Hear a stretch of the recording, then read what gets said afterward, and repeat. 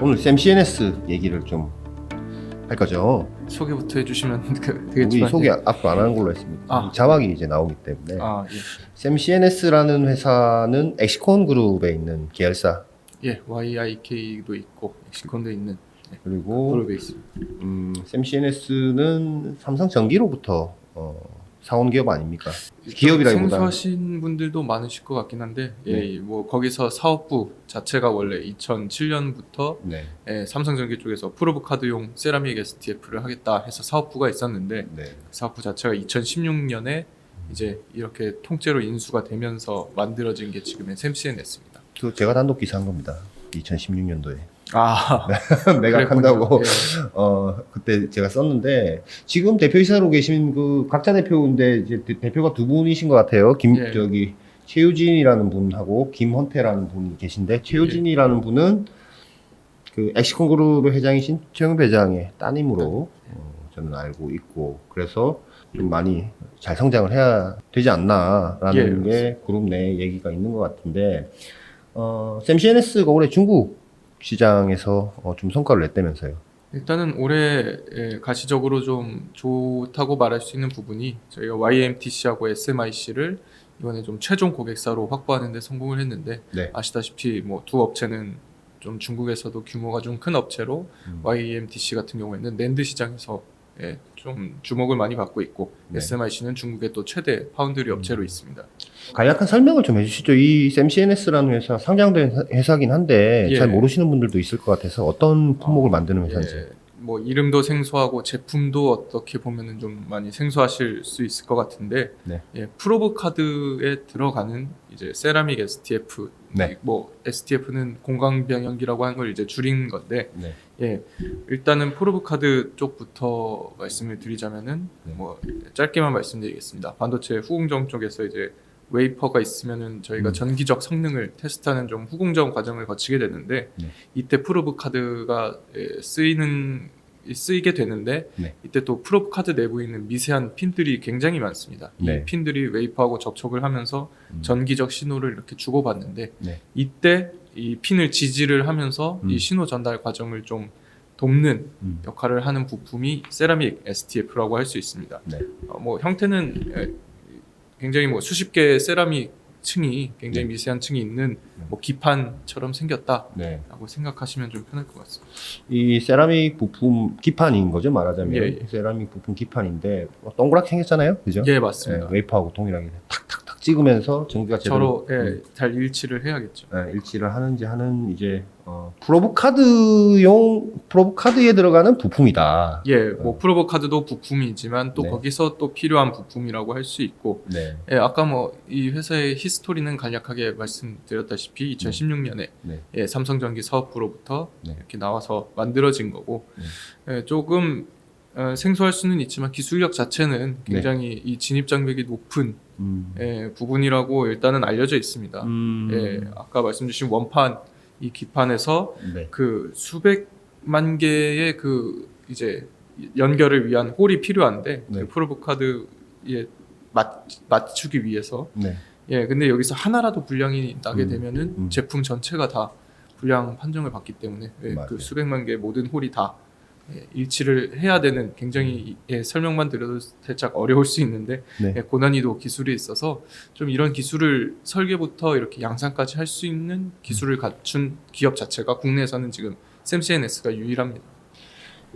제가 기억하기로는 원래 지금 샘 CNS에서 하는 이 부품은 세라믹 닫힌 기판은 일본의 교세라라는 회사가 완전 시장을 독점하고 있었는데 2011년도에 삼성전기가 국산화했고 당연히 국산화하니까 좀 더 저렴하게 공급하는데 성능도 뭐 크게 뒤처지지 않아서 국산화로 어쨌든 좋은 평가를 받았던 반도체 테스트 분야에서는 좋은 평가를 받았는데 지금 이게 지금 직공급은 아닌 거죠. 당연하겠지만 말씀드렸다시피 프로브 카드에 네. 같이 들어가는 거기 때문에 네. 사실 직접적으로 납품을 했던 건 아니고 서플라이 체인 구조상 프로브 카드 업체하고 같이 들어가게 되는 거죠. 서프라이 체인 얘기를 좀 더 해보면 샘 CNS가 국내에 있는 여러 프로브 카드 업체와 거래를 하고 있다면서요. 예, 맞습니다.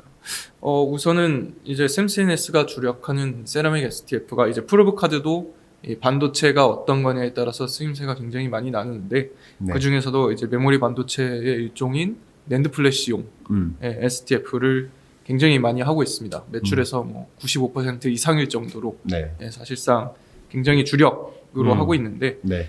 D램 쪽도 뭐 2020년부터 상용화를 시작을 했지만 아직까지는 이렇게 매출에서 좀 의미 있는 성과는 아직 안 나오고 있습니다. 그래서 이 낸드 쪽을 보면은 최종 고객사가 뭐 지금 제가 중국에서 말씀드린 회사들이 있지만 국내에서도 삼성전자, 뭐 SK하이닉스, 해외에도 인텔이나 뭐 마이크론처럼 좀 굵직한 이 업체들은 다 결국에는 최종 고객사다. 샘CNS의 세라믹 기판을 결국에는 들어간다. 마지막에 들어간다. 국내 프로브카드 회사들 그 서플라이 체인을 한번 좀 얘기를 좀 해주시죠.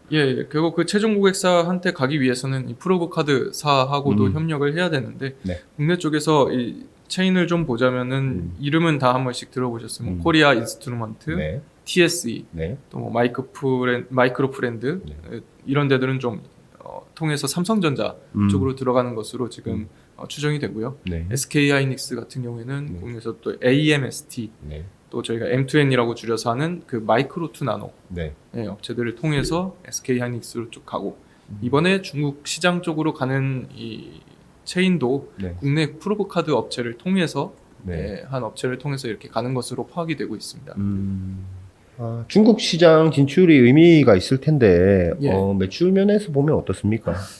기사에서도 다뤘지만 네. 시장 뭐든지 초기 진입을 할 때는 한 번에 이렇게 확 늘어나는 경우는 거의 없고 네. 우선은 물량이 그렇게 크지 않고 다만 저희가 중국 업체를 이렇게 새로 확보했다는 것 자체에서는 좀 의미가 있는 성과다라고 봐야 될 것 같은데 실제로 샘CNS는 지금 중국 쪽의 다른 업체들하고도 좀 타진을 하고 있다 보니까 네. 레퍼런스라는 게 이쪽에서는 굉장히 중요한 얘기이기 때문에 네. 중국 업체들도 그것도 좀 굵직한 업체들을 확보하고 있다라고 하면은 앞으로 좀 중국 시장을 진출하는 데 있어서는 좀 수월한 면은 있을 수 있는데 조금 약간 지금 반도체 쪽을 보면 미국에서 엄청 중국을 때리고 있기 때문에 약간 거기에 대한 뭐랄까요 변수가 좀 있지 않습니까?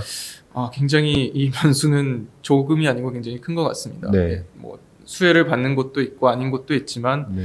아까 말씀 주신 것처럼 뭐 YMTC를 예로 들면은 최근에 이제 낸드 쪽 기술력이 급격히 올라오면서 굉장히 주목을 많이 받았었는데 네. 그러자마자 미국 쪽에서 이제 상무부가 그 수출 제한이라고 하죠. 그 리스트에 뭐 이번에 30여 개 정도가 추가가 될 건데 그 중에 또 YMTC가 이번에 올라가게 되고 하다 보니까 상황이 조금 긴박하게 돌아가다 보니 저희 그 시장조사 업체 트렌드포스 같은 경우에는 YMTC가 2024년에는 뭐 3D 낸드 사업을 아예 포기를 할 수 있다라고 할 정도로 얘기가 나왔습니다. 전망이죠, 그거는. 전망이죠. 지금 낸드 시장도 좋지도 않은데.